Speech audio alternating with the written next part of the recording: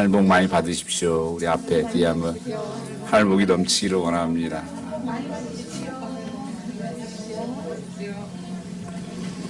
요새는 이렇게 안경 안 끼고 계시는 분들 보면 되게 부러워요. 이게 참 무슨 복을 이렇게 많이 받았나. 저는 요새 좀 눈이 안 보여서 좀 많이 힘든데.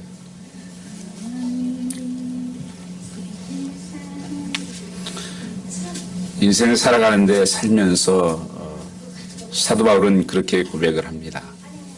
너희가 좀 균형 잡힌 어울리는 삶을 살아야 된다. 그렇게 말씀하십니다.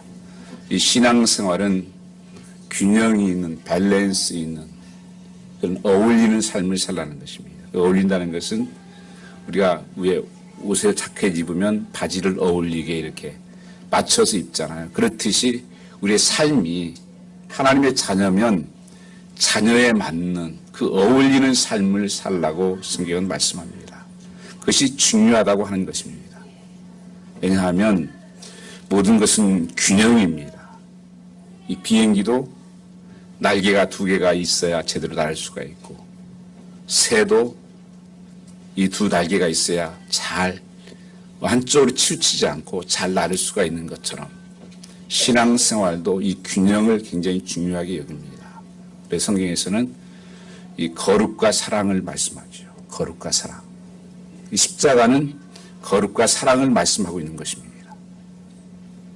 하나님께서 거룩하시고 또한 사랑이 많으신 분이시다. 그곳에서 죽은 것이 십자가입니다. 우리 어느 한 가지를 선택하면 참 쉬워요. 거룩해야 돼, 거룩. 잘못하면 무조건 다 잘못했다고 이렇게 지적을 하고, 아니면 사랑해. 그러니까 모든 거 덮어버리면 쉬워요.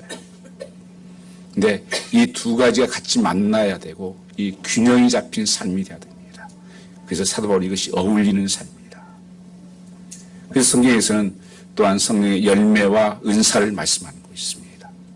갈라디아서 5장 22절 23절 말씀을 보면은 오직 성령의 열매는 9가지를 말씀하시죠. 사랑과 희락과 평강과 참음과 쭉 9가지 열매. 그래서 사람을 보는데 말하는 것이 중요한 것이 아니고 말하는 사람이 그 사람이 아니다는 거예요. 우리는 되게 말로 어떤 부분들이 그 사람인 것을 증명해요. 여러분 속지 마세요. 특별히 우리 젊은 친구들 결혼하고 연애할 때 그 말 믿고 하지 마세요. 큰일 납니다. 말이 그 사람이 아니에요. 성경에서는 열매를 보아서 알겠다는 거예요. 말했으면 거기에 열매가 있어요. 그 열매를 보고 그 사람을 알겠다. 우리 사과 나무인지 어떻게 알아요? 열매 보면 알죠. 잎사귀 보고 잘 몰라요. 성령의 은사를 고린도서 12장에 말씀합니다. 그것은 능력이에요. 그래서 성경에서 항상 이 균형 잡힌 삶을 말씀합니다. 어울리는 삶. 그래서 거룩과 사랑이 어울리고 또한 말씀과 기도가 어울려요. 그래서 거기서 나오는 삶이 진짜 삶이다. 그렇게 성경은 말씀하고 있습니다. 그러므로 균형은 자신을 지킬 힘이 되고 또한 균형을 가진 삶이 건강한 삶이에요. 교회도 그런 교회가 건강한 교회입니다. 이것을 질서라고 말합니다. 이 질서가 잡힌 삶. 하나님께서는 오늘 이것을 굉장히 중요하게 말씀하시면서 예수님의 습관 중에 우리가 닮아야 될 것이 질서의 하나님이신데 너희가 질서 있는 삶을 살라고 말씀하고 있는 것입니다. 여러분, 예수님이 순력을 갖추신 분입니다. 그러면서도 질서를 지키셨던 분이라고 하는 것입니다. 절대 무시하지 않았습니다.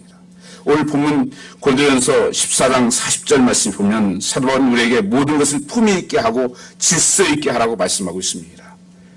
이 본문에서는 예배가 진행되는 상황에서 어떤 사람들이 순서를 가리지 않고 큰 소리를 예언하고 또 알아듣지 못하는 방언을 큰 소리로 함으로써 다른 사람 예배를 집중하지 못하게 하고 또 방해하는 사건이 일어나는 것입니다. 그래서 바울 사도들은 결코 예언이나 방언을 금하고자 하는 것이 아니었습니다. 고린도전서 14장 39절 말씀 보시면 그런데 형제들이 예언하기를 사모하여 방언하기를 금하지 말라. 문제 핵심은 무질서와 무례함이었다고 하는 것입니다. 하나님 이것을 싫어하십니다. 무질서와 무례함이 있는 삶은 싫어하신다. 그건 열매가 없다. 오늘 사는 그리스도인들에게 질서를 지켜 산다는 것은 매우 중요하다고 하는 것입니다. 왜 그렇게 중요합니까? 주님의 바로 모습이 질서를 지키는 삶이었기 때문에 그렇습니다. 그래서 성도는 주님을 닮아가야 한다면 질서 있는 삶을 살아야 됩니다. 이 시대가 이 질서를 다 지금 깨뜨리고 있습니다. 이번에 한국에도 그 태풍이 왔었죠. 차빈이라고 한. 와서 정말 귀한 생명도 빼앗아가고 많은 재산들. 그 오랜만에 그 큰 태풍이 왔다고 그러잖아요. 왜 이런 태풍이 오나? 이번에 미국에도 지금 매튜라고 하는 지금 태풍이 지금 플로리다에 와 있을 거예요. IT에서 850명이 죽었다. 얼마 지진 난 지 얼마 되지도 않는데 전 2번이나 거기를 방문한 적이 있고 우리 단기 선교로 갔었습니다. 마음 참 아프고 답답해요. 그런데 왜 이런 큰 허리케인 같은 게 오나? 요새 또 큰 게 오고 빈번하게 오는 것이 대개 학자들은 그렇게 말합니다. 이상기온이다. 지금 해수면 온도가 이 대서양이 높아져서 그렇다. 빙하가 높고. 여러분 그게 뭐예요? 자연이 지금 파괴된 거예요. 질서가 파괴된 거예요. 자연 질서가. 누가? 사람들이. 질서를 파괴하니까 이런 혼란이 오는 겁니다. 그런데 이 질서가 지금 자연만이 아니라 학교는 어떻습니까? 학교에 우리가 권위주의는 나쁜 것이에요. 그러나 권위, 어서로티는 중요한 것입니다. 선생의 권위를 깨뜨려 버리니까 학교가 혼란이 오는 거예요. 나라도 마찬가지입니다. 지금 대통령 여러분 조금 부족한 거 있어도 우리가 좀 인정해야 될 줄 아는데 무조건 지금은 다 깨뜨려버려요. 이 권위를 인정을 안 해요. 그래서 이 질서가 다 깨져버려요. 가정은 안 그렇습니까? 가정의 질서가 지금 다 깨져버렸어요. 교회 질서, 이 공동체의 질서가. 그게 고스란히 다 우리에게 지금 이 시대에 돌아오고 있다고 하는 것입니다. 그래서 성경 말씀은 너희가 질서를 지키는 삶을 살아야 된다고 말씀하고 있는 것입니다. 질서는 오더지요. 영어로 오더. 로. 그 법을 다 깨뜨려버리고 그리고 그 순서를 다 깨뜨려버리고 이 시대가 이런 정말 어려운 시대를 맞았다고 하는 것입니다. 이 고린도 교회 성도들에게 예배 질서 의식을 강조하면서 우리에게 상기시키는 메시지가 무엇입니까? 고린도전서 14장 33절 하나님은 무질서의 하나님이 아니시오. 오직 합평의 하나님이시다 이렇게 말씀하고 있습니다. 하나님을 개입시키고 있어요. 우리 삶 속에서 하나님을 닮아야 된다는 거예요. 하나님 질서의 하나님이시다. 그 질서를 닮아가야 된다고 말씀하고 있는 것입니다. 이것은 인간의 모습으로 이 땅에 오신 아들 예수 그리스도께서 분명히 나타나 있습니다. 오늘 소위 오병이어에 대한 말씀을 우리가 본문에서 읽었습니다. 거기에 보면 이 기적의 현장에서 누가복음 9장 14절 말씀에 남자만 5,000명이었다고 말씀합니다. 이때 카운트하는 여자하고 아이는 카운트하지 않았습니다. 그럼 적어도 15,000명, 20,000명 정도가 되는 숫자가 거기에 장소에 있었고 기적을 바라보고 있었습니다. 이때 배고픈 20,000명의 군중들이 음식이 주어질 것을 많이 나타내면 큰 혼란과 사고가 일어날 것입니다. 그럼 기적이 안 되고 비극이 될 것입니다. 그런데 주님은 어떻게 하셨습니까? 누가복음 9장 14절 말씀 보시면 남자가 한 5,000명이 되밀어라. 제자들에게 이르시되 때를 지어 한 50명씩 안치라 하시니 다시 말해 50명씩 한 단위로 질서 정연하게 군중을 배려시킨 것입니다. 그 후에 기적을 행하셨다고 하는 것입니다. 항상 하나님께서는 무질서 한가운데 역사하지 않습니다. 질서가 있는 곳에 하나님 역사합니다. 단기 선교 가면 힘든 것 중에 하나가 무엇을 이렇게 주는 겁니다. 선물이라든지. 우리 어떤 날한 300명씩 모여놓고 500명씩 이렇게 해서 아이들을 나눠주는데 전쟁통 같아요. 어떤 선교사님이 너무 그런 아이들은 너무 막 혹독하게 다려서 제가 처음에는 저렇게 할까 하실까 했는데 사고 난다는 거예요. 받은 애가 또 받고 막 위로 올라타고 난리를 칩니다. 그래서 주는 거 굉장히 조심스러워요. 이게 무질서예요. 질서가 없는 삶. 이 시대 크리스천의 모습이기도 하다고 하는 것입니다. 그리고 17절에 보면 남은 12바구니에 가득 차게 되었다. 그 철저하게 질서를 따라 행동하도록 지시하고 계신 것입니다. 그래서 하나님은 질서의 하나님이시다.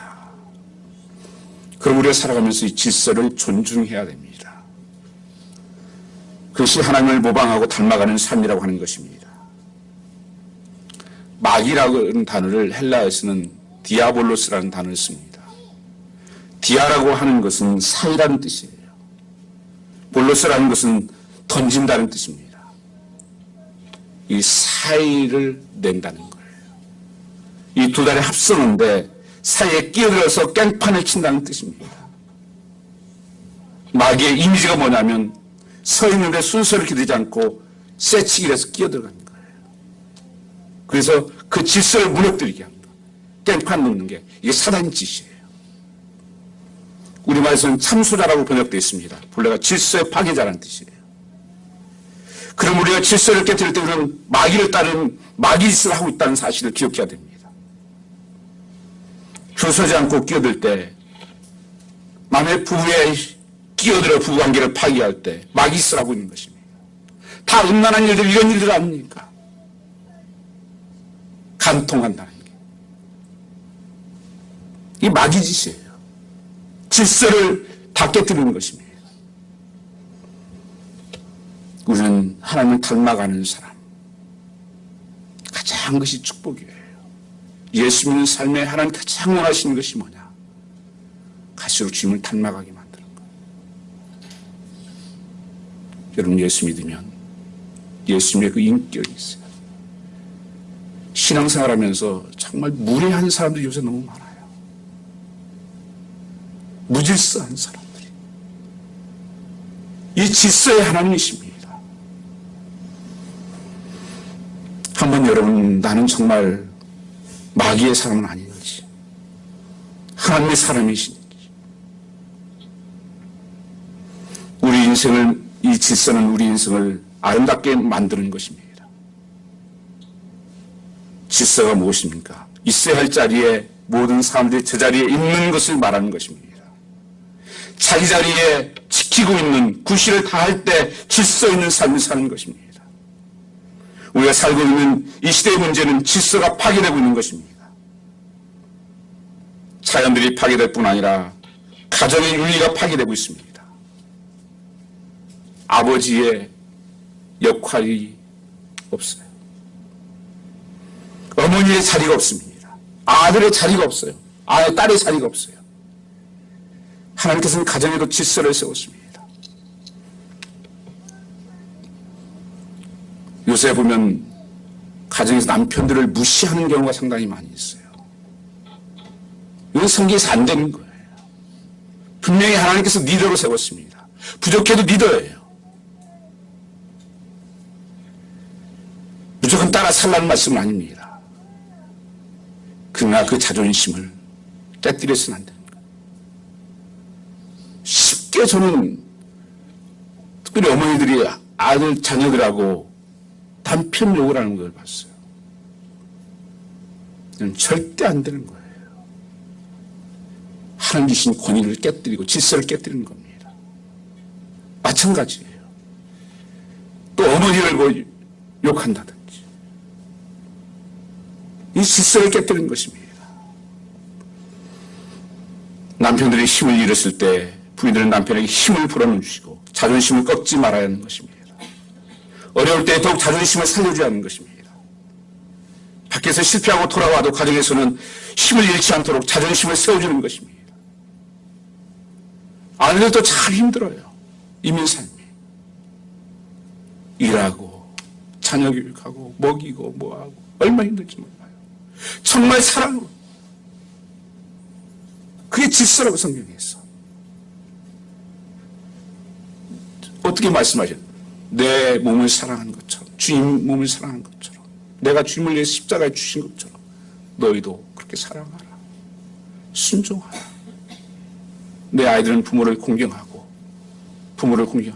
순종하라. 이 하나님의 질서예요. 이 가정의 질서를 깨뜨리니까 지금 무슨 현상이 생기는 겁니까? 가정이 엉망이에요. 무질서예요. 미국 철학자, 교육학자 존 듀이라는 분이 있습니다. 그분 이렇게 얘기했습니다. 문명은 질서이다. 문명이 높을수록 질서 있고 문명이 이룰 자격은 청결과 정돈이라고 했습니다. 문명의 자격, 청결과 정돈이다. 뭐가 이렇게 중요한 걸까? 아주 중요한 것입니다. 자기 질서, 자기 관리 없이 절대 탁월한 인물이 될 수 없습니다. 내 이치를 지키는 것, 내 차를 지키는 것. 이를 위해 먼저 지저분한 책상부터는 정리를 해야 됩니다. 여러분들은 화장품 단지부터 정리를 좀 하셔야 돼요. 그래야 자존감이 높아져요. 자동차도 타고 다니면 깨끗하게 타고. 저도 이 말씀 준비하다가 마음 너무 많이 찔리고 그래서 어제는 저 교회 앞에, 교회 큰 밴 물러갔다가 세차 밖에 다 하고 안에 백힘 해놨더니만 비가 오네요. 오랜만에 한 번에. 여러분, 집에도 마찬가지예요. 집에 되게 보면 어른들 그랬어요. 신발 이렇게 벗어놓은 데 보면 그 가정이 질서 있는 가정인지 안다 그랬어요. 그냥 막 너부라기 아무나 하지. 옛날 우리 주일학교 때 보면 교회에 신발 벗고 들어갈 때 많잖아요. 그럼 거기다 탁 넣고, 학교에서 그렇죠. 학교 배우잖아요. 학교에서도 탁 넣고. 그냥 뭐 여기 시장바닥. 여러분 가정도 깨끗하게 정리가 되고, 우리 삶이 이게 질서예요. 이게 윤리 얘기하는 거 아니에요. 이거요. 하나님께서 말씀하시는 거예요. 전 전에 이렇게 오래전에 중동에서 근무를 한 적이 있습니다. 이 석유를 파고하는 사람들 되게 영국 회사 아니면 미국 회사예요. 그래서 그런 데 회사에 이제 가볼 때가 있습니다. 차를 몇 시간, 2시간 사막이 있으니까 다. 아무것도 없는 사막을 한 2시간 달려서 가다가 쭉 가보면 오아시스가 나타나. 오아시스? 오아시스가 아니에요. 인간은 오아시스예요. 미국 사람 사는 사람은 달라요. 그 나라는 다른 나라가 돼요. 영국 사람이 다른 나라가 돼요. 그게 희한해요. 그게 수준이에요. 여러분, 나름대로 수준이 있잖아요, 사는 게. 그게 질서라는 겁니다. 그래서 우리는 질서를 잘 지켜야 돼요. 교회에서도 내가 썼던 자리에 다른 사람이 쓰기에 불편하지 않도록 제자리에 딱 놓고 깨끗하게 세워. 제가 매일 여기 백큐하기 때문에, 매주 백큐하기 때문에 앉은 자리도 다 알아요. 누구 앉은 자리. 어느 자리가 좀 지저분하고 깨끗한 거 다 압니다. 어느 자리에 쓰레기 거기에 많이 갖다 놓고 그냥 거기다 놓아두고 그냥 가고 하는 거 다 알아요. 말은 안 합니다. 내가 모든 것에 있었던 거에 이 질서를 지키는 삶이에요. 이것이 신앙생활이에요. 세상 윤리를 말하는 게 아닙니다. 무질서하면 절대 자존감이 생기지 않습니다. 하나님이 나를 창조하신, 하나님을 존귀한 자인데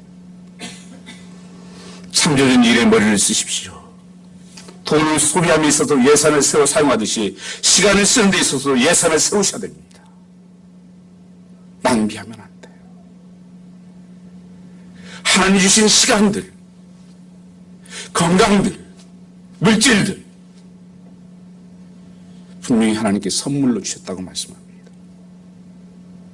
여러분, 자녀들도 다 선물이에요. 가족이 선물입니다. 잘못하면 선물에 빠져서 선물 준 사람을 잊어버릴 때가 많아요. 늘 하나님을 기억해야 됩니다. 하나님이 주셨어. 우리 아이들이 그러잖아요. 선물 이렇게 주면 그 선물에 집착하다가 선물 준 부모를 잊어버리듯이 우리 신앙생활도 그럴 때가 많다는 것입니다. 여러분, 시간 내 것이 아니에요. 물질 여러분 많이 버는 것도 중요하지만 더 중요한 건 잘 쓰는 거예요. 쓴 것만 내 거예요, 여러분요. 절대 가지고 있는 건 내 거 아닙니다. 기억하십시오. 그걸 어떻게 될지 몰라요. 사용된 것만 내가 쓴 거예요. 그래서 잘 써야 됩니다.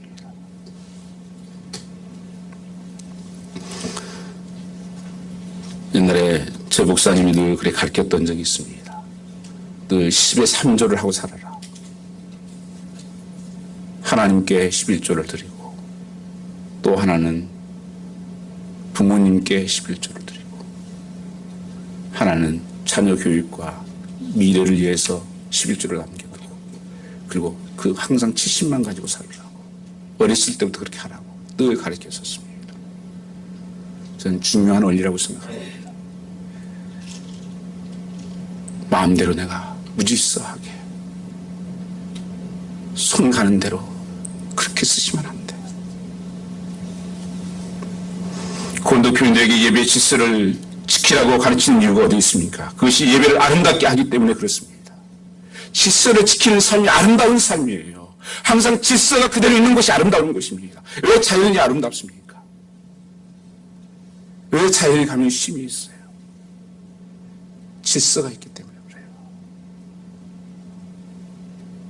얼마나 어울림의 질서가 있는지 몰라요. 나무가 있고 물이 있고 산이 있고 공기가 있고 질서가 잡혀있기 때문에 아름다운 거예요. 만일 예수님이 오병이의 기적의 현장에서 떡과 생선을 먹기에 물들이 서서 서로 달라질러 무질서 참사가 일어났다면 예수님의 기적은 절대 아름다운 기적이 될 수가 없었을 것입니다. 아무리 좋은 프로그램을 만들고 좋은 예배라도 이 질서가 없는 예배는 하나님께서 기뻐하지 않는 것입니다. 좋은 은사들이에요. 그 은사들을 남용하고 다른 사람 예배에 방해하고 한다면 그건 무질서라고 말씀하고 있는 것입니다. 다 앉힌 다음에 주님께서 감사의 기도를 다 하고 한 사람씩 떼어서 다 주고 그럼에도 불구하고 뭐예요? 남았어요. 이 아름다운 기적의 현장이에요. 우리가 이 아름다운 습관의 주인이신 주님이 제자라면 질서를 추구하고 질서를 존중하는 아름다운 습관을 사는 것은 마땅하지 않겠습니까? 우주를 영어로 코스모스라고 말합니다. 그런데 이 코스모스라는 단어는 우주라는 단어로 번역되기도 하지만 질서나 조화를 뜻하기도 말하기도 합니다. 그래서 화장을 영어로 우리가 코스메틱 그렇게 부르잖아요. 그것은 뭡니까? 본래 화장이라는 것은 하나님 지어주신 질서를 따라 얼굴을 잘 정돈한다는 것이에요. 화장은. 얼굴을 완전히 바꿔놓는 것은 뭐라고 합니까? 메이크업이에요. 성도는 화장이 아니라 화장을 해야지 메이크업하면 안 되는 거예요. 요새는 성까지 해서 하나님의 창조질서를 무질서하게 하고 있어요. 그래서 저는 보고 있어요. 그 창조질서 무질서하는 거예요, 여러분요. 그럼 누가 누군지 알아보지 못하게. 여러분 화장을 하십시오. 하나님 주신 그대로 얼마나 아름다워요. 한 분 한 사람 한 사람이 하나님 독특하게 유니크하게 지었고 하나밖에 없는 얼마나 아름다운 존재인지 몰라요. 왜 그 자존감이 없어요? 삶이 무질서해서 그러는 거예요.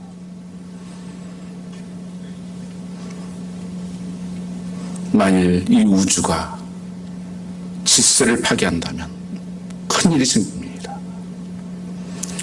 제가 그 신학교 다닐 때 공부할 때 그 변증학이라는 아폴리제릭을 공부를 했습니다. 너무 재밌는 공부했는데 낙제받았어요. 본래 예일대학교 그 교수였었는데 그분이 그런 얘기를 해요.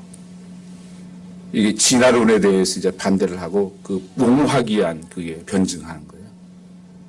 지구가 태양하고 거리가 30cm 이상만 멀어지면 추워서 지구가 추워지고 더 30cm 가까워지면 더워서 못 살고 정확하게 우주가 이렇게 운행하고 하는 것이 정말 질서가 잡혔다는 거예요.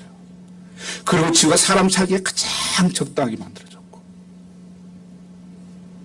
조금만 뭐 기분 나쁘다 그래가지고 엉뚱하게 하면요 우리 하루아침에 다 죽어요. 요즘 이게 나무들 보면 희한하잖아요. 얼마 전까지 싱싱한 나무들이 요새 잎사귀를 보셨어요? 좀 보고 사세요. 그러면 힘이 없어지고 다 이게 말라가고 있어요. 지금 보면. 보통 여름에는요. 이 좀 아름드린 나무 정도면 하루에 1톤을 올린다 그래요. 1000리터를. 그런데 줄이기 시작해요. 800, 600, 500 자꾸 줄여주는 거예요. 겨울 준비하는 거예요. 그래서 이게 잎사귀가 힘이 없어지고 나중에 이제 물들고 물이 빼기 때문에 그러는 거예요. 그리고 떨어져서 겨울 준비하는 거예요. 이게 얼마나 아름다운 자연 질서인지 몰라요. 하나하나 생명들 보면요. 그 질서가 정확하게 집혀 있어요. 그래서 자연이 아름다운 거예요. 근데 이 시대 지금 이 질서들을 다 사람들이 깨고 있는 거예요. 나무를 다 잘라버린다든지 환경을 지금 파괴한다든지. 여러분 우리 예수 믿는 사람은요. 환경도 잘 지켜야 됩니다. 그래서 샴푸라든지 이런 화학 케미칼을 조금씩 써야 돼요. 가능하면 여러분. 그게 보호하는 거예요, 우리가. 하나님께서 우리에게 주신 거예요. 축복으로, 선물로. 그 책임감이 우리에게 있다고 하는 것입니다. 하나님께서 여세 동안 우주를 창조하시고 첫날에 빛을, 둘째 날에 하늘과 바다를, 셋째 날에 땅을 만드시고 넷째 날에 해와 달과 별을 만드시고 다섯째 날에 새와 물고기를 만드시고 그 다음에 짐승과 사람을 만드셨습니다. 그리고 하나님 뭐라고 하는 줄 아세요? 보기에 좋았더라. 그리고 사람을 만들어 놓고는 너무 좋았더라. 그렇게 말씀했어요. 하나님 만든 자연을 보고 이 세계를 보고 좋았어. 좋아. 너무 좋다. 갈수록 근데 어떻게 해요? 사람들은 이 질서들을 지금 다 파괴를 시키고 있는 거예요. 사람도 한 사람이 한 남자와 여자를 만나서 결혼하고 살기 위한 것이 하나님의 질서예요. 근데 지금 미국에서 어떤 일을 하고 있어요? 한국도 마찬가지고. 이 동성애. 이 교회까지 들어가서 이불 벌게 지금 하고 있잖아요. 이게 질서를 파괴하는 거예요. 그게 다 우리에게 돌아옵니다, 여러분요. 무서운 심판이 임할 겁니다.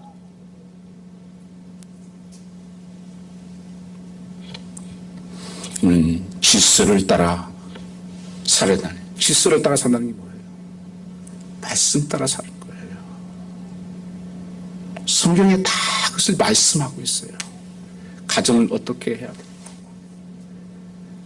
어떻게 성도가 살아야 되고, 이 룰을, 오더를 하나님께서 주셨습니다. 우리는 질서 있고 조화롭게 코스모스를 창조하신 것입니다. 그리고 하루 창조의 과정이 끝나실 때마다 보시기에 아름답고 이 선한 것입니다. 여러분 주일도 마찬가지잖아요. 하나님께서 그리고 하루를 쉬게 하셨어요. 얼마나 더 감사한지 모르겠어요. 하루를 하나님 교제하고 주의 날로 그 창조하신 하나님을 기억하고 쉬라고 주셨는데 무슨 24시간 세븐데이 일하는 게 무슨 자랑인 줄 알아요. 사람 잡는 거예요, 여러분요. 공산당이 그렇게 열심히 일하지 않습니까? 이북이. 옛날에 그렇게 우리 배웠었어요. 뭐 천사 앞두고 허리 펴기 운동한다고. 새벽별 보기 운동한, 새벽별 보고 가서 일하고 사람들. 그게 지금 꼴이 뭡니까? 불쌍하잖아요. 왜요?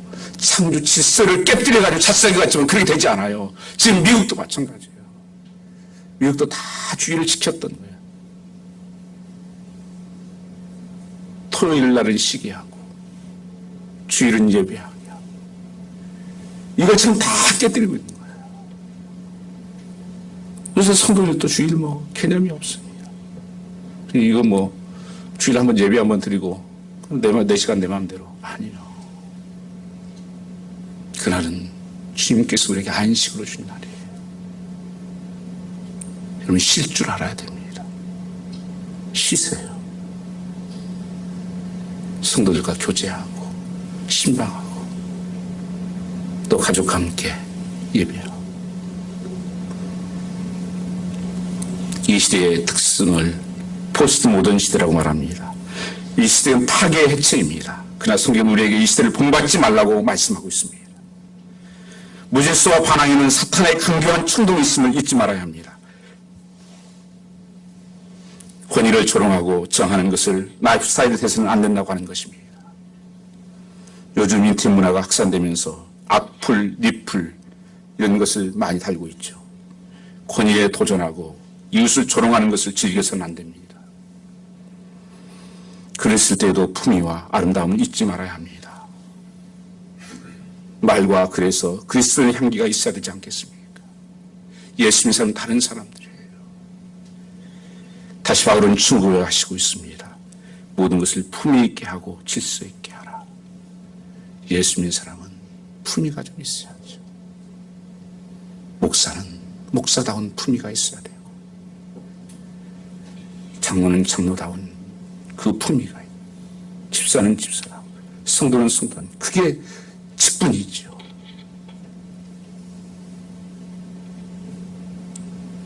이걸 다 지금 잊어버렸어요. 저도 이거 가지고 오랫동안 많이 기도한 적이 있습니다. 요한복음 15장 말씀을 보시면 목자에게 싹군 목자가 있고 선한 목자가 있다고. 싹군 목자는 내 어떤 이익에 돈이나 챙기고 권위나 찾고 이익이나 얻고 그러다 좀 어려우면 도망가버리고 이게 싹군 목자라는 거예요. 근데 선한 목자는 양을 위해서 생명을 줄 수 있고 이게 선한 목자라는 거예요. 여러분 부모의 자리는 어떤 자리예요? 여러분 직분 자리는 어떤 자리입니까?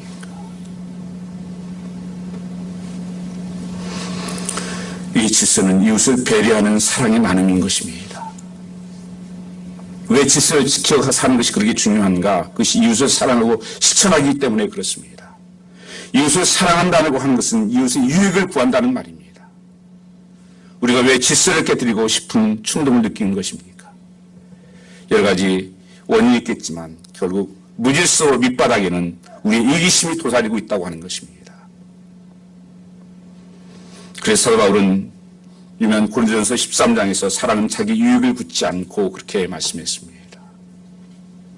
자기 유익을 위해서 남의 유익을 해치지 않는 것, 그것이 무례함의 본질이 아니겠습니까? 그래서 사도 바울은 또한 사랑은 무례히 행치 아니하라고 말하고 있습니다. 뜻밖의 무례한 그리스도인들이 적지 않다고 하는 것입니다. 책의 제목 중에 무례한 기독교라고 하는 책이 하나 있습니다.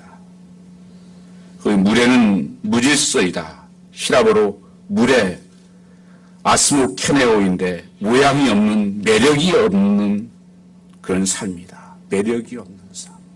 무질서한 것은. 제발 그런 인생을 살아서는 안 됩니다. 요즘 얼마나 예수 믿는 사람들이 욕을 먹고 사는지 몰라요. 많은 사람들이 그래요. 예수 믿는다면서, 목사라면서, 반대로 잘 모양이 갖추어진 삶, 고린도 14장 40절 품이 있는 삶인 것입니다. 가장 작은 일에서부터 그리스도의 향기를 바라보십시오. 예배자에도 가능하면 여러분 앞에 자리에서 하나님 보시기에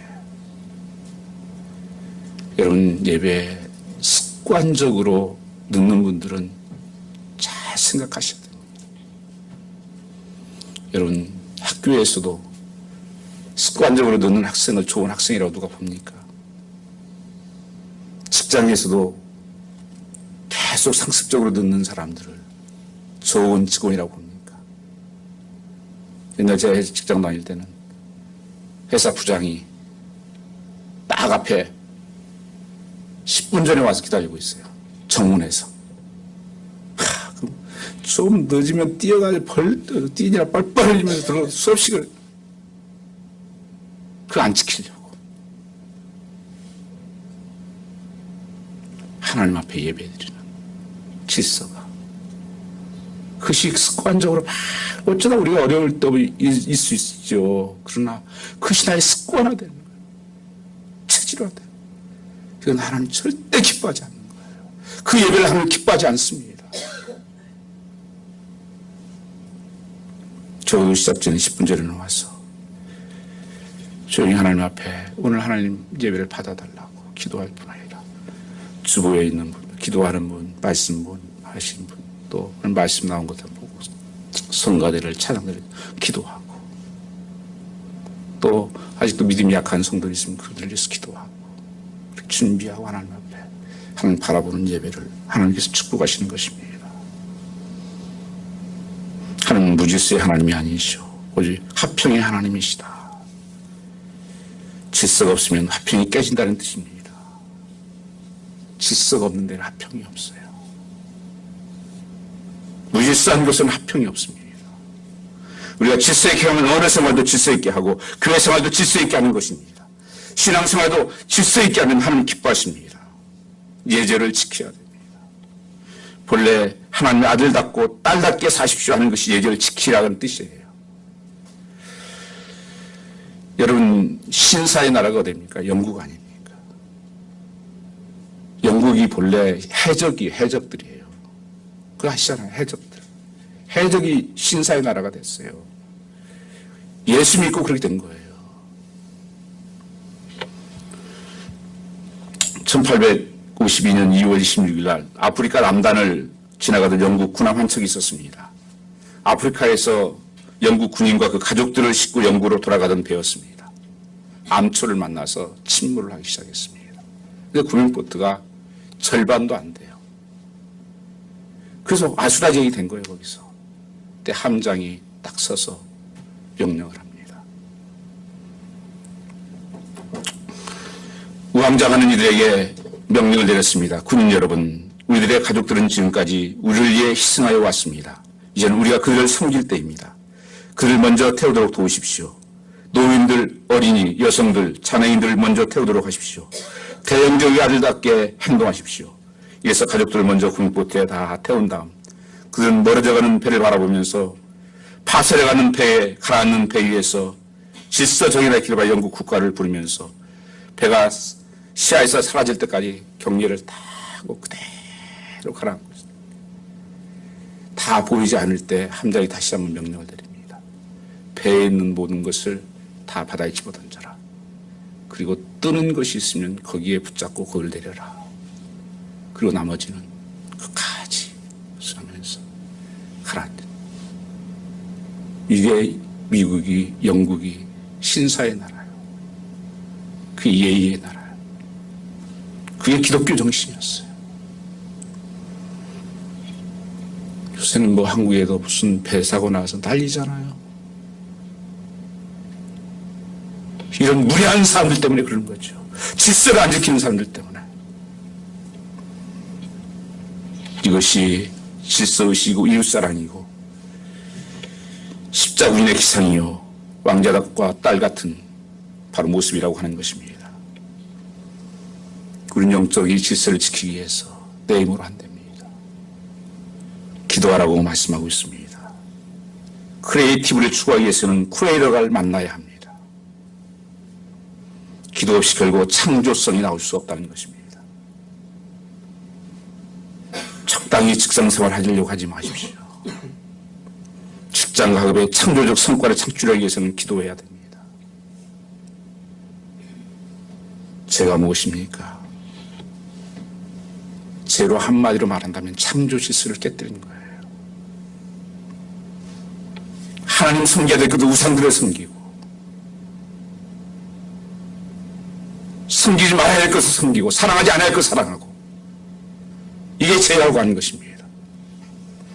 율법을 깨뜨리는 것이었습니다. 예수님은 왜 오셨습니까?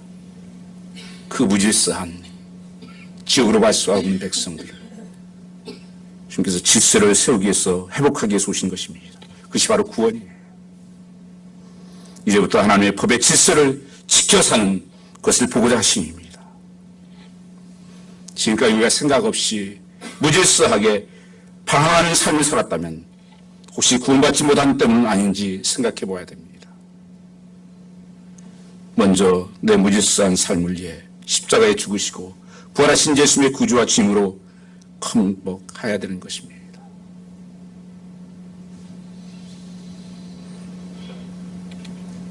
저 어떤 때는 주일날 아니 평일날 늦게 자는 것도 해결을 많이 했습니다. 새벽에 일어나는 것이 힘들어지니까. 하나님께서 새벽을 깨우며 기도하라고 말씀하시는데 여러분 늦게까지 자는 것은 옳지 않은 거예요. 쓸데없는 일에 저녁 늦게까지 하고 새벽 아침 늦게까지 자버려요. 그럼 인생을 그렇게 쓰면 안 돼요. 주님께서 항상 만나를 내리실 때 해가 뜨기 전에 만나를 내리셨습니다. 해가 뜨면 만나가 없어요. 이스라엘 백성들이. 그래서 이스라엘 백성 광야에 사는 동안에 해가 뜨며 일어난 사람은 항상 굶었어야 돼요. 하나님은 주님께서 그렇게 하셨던 것처럼 새벽 미명에 일어나서 한적한 곳에 와서 기도하시면서 하루를 준비하고 하루를 계획하고 그렇게 시작하는 거예요. 우리 엔젤레 집사님네 그러시네. 그 부모님 때도 그랬대. 8시면 잔대 8시면. 난 도대체가 이 세상에 8시면 잔대 8시면. 그리고 새벽에 일어나서 공부하시고 기도도 하시고. 기도도 하시죠? 한다 그랬으니까. 그게 건강한 삶이에요. 그게 질서 있는 삶이에요. 예수님 구주와 주님으로 영접하십시오. 이제부터 부활하신 주님의 도우심으로 성리 능력으로 질서를 회복하는 삶에 참여해야 됩니다. 그리고 우리로 인해 세상에서 아름다워서 조화로워지는 일에 열정을 가져야 됩니다. 그것이 바로 그리스도인의 새로운 인생을 사는 모습입니다. 이게 천국 백성이 살아가는 모습이에요. 하나님 자녀답게 사는 삶의 모습입니다. 모든 질서를 깨뜨리는 것에서 다시 회복되는 여러분 되시기를 주님으로 축복합니다. 우리 찬양 같이 드리겠습니다.